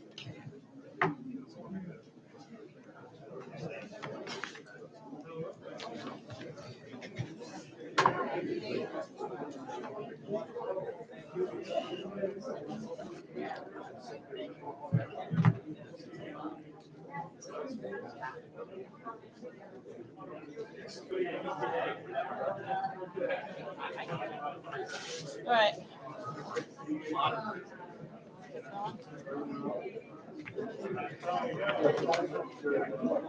yeah, I know. I'm just waiting for them to clear out a little bit. Good thing we started at 5. Huh? I said it's a Oh, good thing we God, started thank at God. 5. It's crazy. I didn't know it was going to be fixed, and I thought it would be fixed. Okay, the final item that we have before us on the agenda this evening is TC 5370. It is a decision item. I would ask Olga Murray to please read the call of the meeting. Supervisor, that's not necessary on a decision item. Okay, well, I was just following the recommendation of the town attorney, so we'll, Okay, no problem. TC 5370, Dwayne DeSue, east side of West Lighthouse Walk, number 110 in Kismet, 110 Lighthouse. he can't say anything. Applicant requests a change of zone from residence CAA to general service E district in order to expand the gross floor area of an existing hotel. Site plan modifications may be required as part of this application, and the environmental impacts will also be assessed on this property located in the Beach School District. Thank you, Madam Clerk. as I stated earlier, and you reiterated, this is a decision item. There was a public hearing. We received a couple of emails today, and I just want to put it on the record. There is no subterfuge going on here. It went through the entire process as it should have gone. We had a public hearing. The public hearing was closed, and there was some questions about an appraisal. And we asked the department to get that information, and they received that information. So once that information was received, and if you wish to, if anyone feels the need, I can have Sean reiterate that. But if not, there really is no other discussion to be had on it. Yeah, I think there was just some confusion about the difference between a public hearing and a public meeting. Okay. It's not a public hearing, but it is obviously a public meeting, it's being live streamed. But yeah, there's no opportunity to speak or anything. Okay. We've already done that. Okay, very good. Okay, so is there a motion? Make a motion to issue a negative declaration and approve the application. We have a motion. Is there a second? Second. We have a motion and a second. All those in favor? Aye. Opposed? It is approved. Thank you.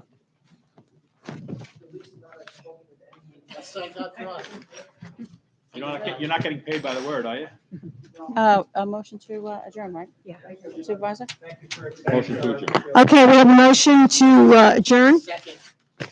All in favor? Aye. Opposed? We stand adjourned. Thank you very much.